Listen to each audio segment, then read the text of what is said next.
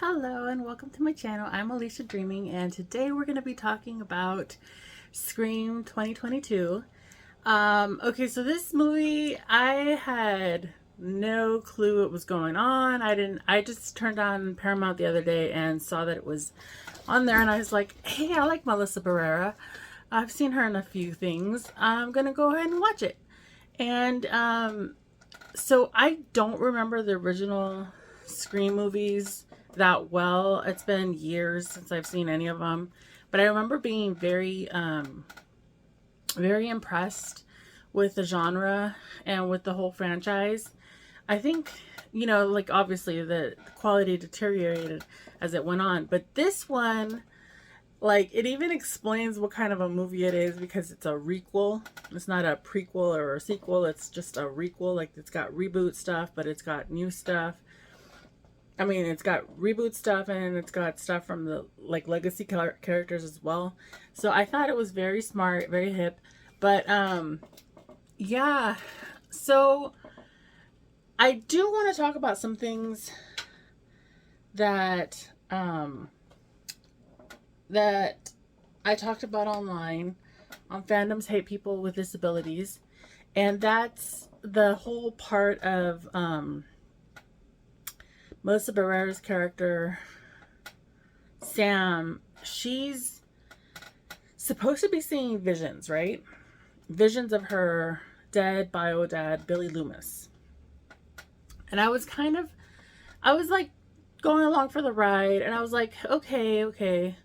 But I kind of feel like it was, like, that's the only aspect of the movies that really bugged the heck out of me because, like, now that I think about it some more, I'm like, are they saying that Billy Loomis suffered from delusions or like visions when he was alive?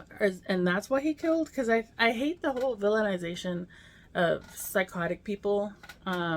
If you look at the statistics, psychotic people are not any more likely to hurt anyone else. In fact, they're at greater risk to be hurt themselves because people don't know how to de-escalate the situations with them. But yeah, so like this is taking forever. Why is my okay, so like I basically said on Fandoms Hate People of Color that no, Fandoms Hate People with Disabilities, sorry. That like I enjoyed Sam making it to the end. So, oh yeah, I should have said there's spoilers in this. I enjoyed that Sam made it to the end and her sister. And it wasn't, how should I put it? Like, the most troubling fact is the fact that, like, she only made it through because she was essentially a killer like her bio dad, Billy Loomis, which I think is problematic at best because I think anybody could survive if they have enough training.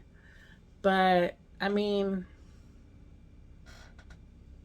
I kind of wish that they had focused more on her having a background in like I don't know, martial arts or something. I'm just spitballing. I think that would have been interesting to see if like she had a background in martial arts and then she gave it up when she found out that Billy Loomis was her father and she didn't want to be violent and she didn't want to get people in trouble. Like, she didn't want to hurt people and that's why she stopped. But like maybe all that muscle memory came back to save her at the end, because in the movie in Scream 2022, they basically have it so she's seen she survived because she's a serial killer's daughter, and that kind of doesn't make any sense because her sister survived and her sister isn't the daughter of a serial killer. It's her half sister, and they just know how to fight, and they've seen scary movies and they know how to not give up. And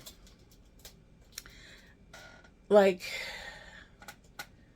I did enjoy seeing Nev Campbell and Courtney Cox, I think that's her name, from Friends, and the Arquette dude, David Arquette.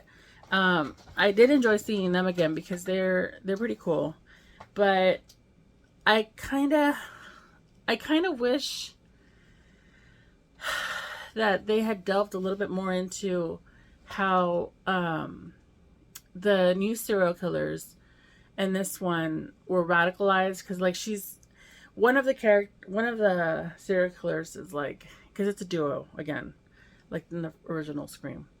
One of them was like, yeah, I was radicalized by all these forums, and it's because I got obsessed and I was radicalized and blah blah blah blah. And I'm like, okay, but we know that stuff is actually happening, like with MRAs, men's right activists, you know, like